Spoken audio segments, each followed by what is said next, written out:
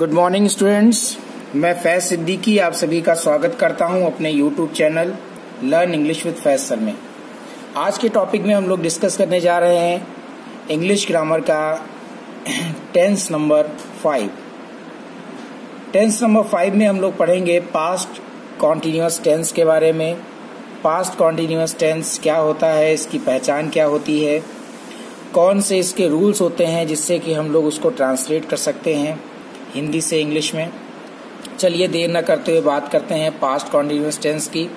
तो सबसे पहले हम लोग देखेंगे कि पास्ट कॉन्टिन्यूअस टेंस जो आपका है इसका हिंदी अर्थ होता है भूत अपूर्ण काल। इसको हम लोग हिंदी में कहते हैं भूत अपूर्ण काल। तो पास्ट कॉन्टिन्यूअस टेंस की पहचान क्या होती है? इस काल के हिंदी वाक्यों के अंत में सबसे पहले ध्यान रखना है रहा था आता है, रही थी आता है और रहे थे।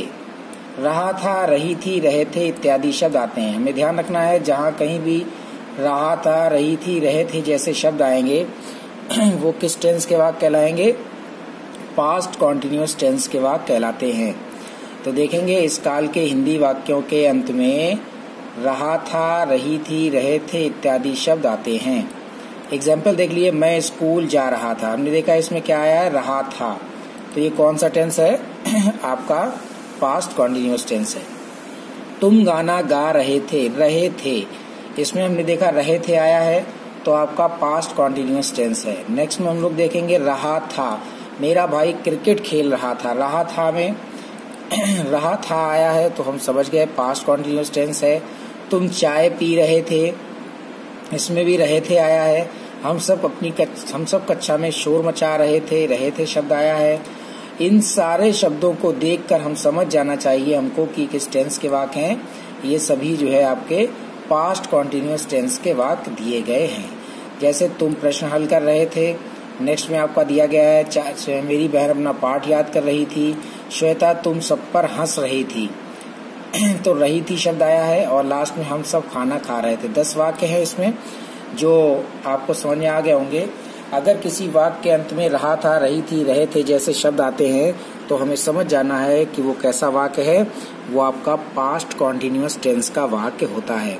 चलिए अब बात करते हैं इसके रूल्स की, किस तरीके से हम लोग अनुवाद करते हैं पास्ट कॉन्टिन्यूअस टेंस के वाक्यों का। तो हम लोग देखेंगे अंग्रेजी अनुवाद के इसके क्या नियम होते हैं। सबसे पहले हम लोग बात करेंगे अंग्रेजी अनुवाद के नियमों में।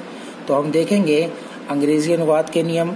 इस काल के वाक्यों की अंग्रेजी बनाते समय, इस काल के वाक्यों की हम अंग्रेजी बनाएंगे तो उन वाक्यों को इंग्लिश में ट्रांसलेट करते समय हमें क्या करना होता है?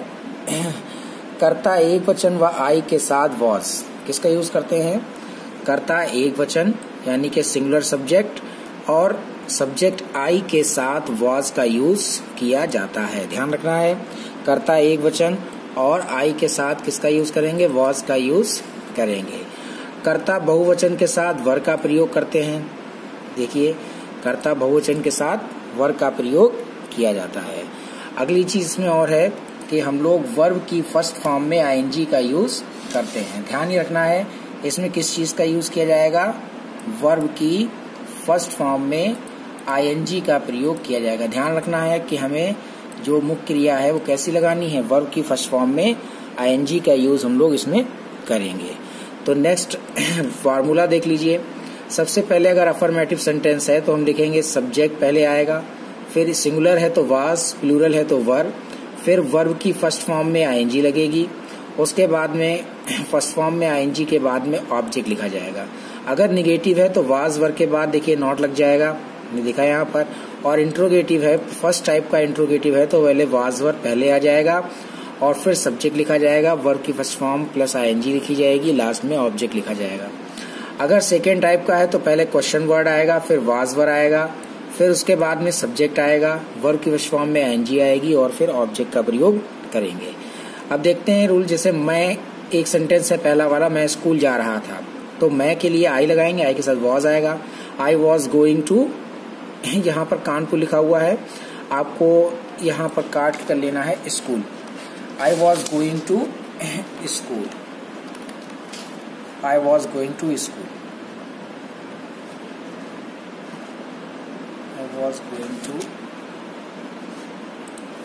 हमें ध्यान रखना है, यहाँ पर हम लोग लिखेंगे I was going to school. तो इसी तरह से अगर सेंटेंस निगेटिव होता, मैं स्कूल नहीं जा रहा था, तो I was not going to school, I was not going to school. अगर हमारा सेंटेंस होता क्या मैं स्कूल जा रहा था, क्या शब्द आता, तो देखें क्या पहले आया है, फर्स्ट टाइप का वाक्य है, तो ऐसे वाक्यों में वॉज पहले लगेगा। Was I going to school question mark, मैं स्कूल क्यों जा रहा था, तो why was I going to school, why was I going to school. अगर है मैं स्कूल क्यों नहीं जा रहा था, क्यों भी आया, नॉट भी आया है, तो हम लिखेंगे why was I not going to school. यहाँ पर हम लोग लिख देंगे why was I not going to school. तो इस तरह से हमने देखा कि सेंटेंसेस को हम लोग कन्वर्ट करते हैं।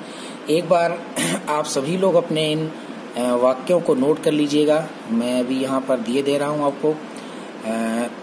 ये सेंटेंसेस, ये वर्ड्स दिए गए हैं आपके पास्ट कंटिन्यूअस टेंस के, तो आप सभी लोग इन सेंटेंसेस को नोट डाउन कर लें और जो बचे हुए सेंटेंस हैं इनके सभी के 5-5 वाक्य बनाकर मुझे कमेंट बॉक्स में बताएं। और किसी भी तरह के डाउट के लिए आप मेरे व्हाट्सएप नंबर पर मैसेज कर सकते हैं। मेरा व्हाट्सएप नंबर पहले से ही आपको पता होगा, अगर नहीं पता है तो एक बार फिर से जान लीजिए। मेरा व्हाट्सएप नंबर है 8601363664। इस नंबर पर जब आप मुझे कॉल कर मैसेज करेंगे व्हाट्सएप पर, तो मैं उस पर रिप्लाई आपका दे सकूँगा। But please don't message me after 8 PM। Thank you very much. Thanks for watching my video. Please like and subscribe. Thank you very much.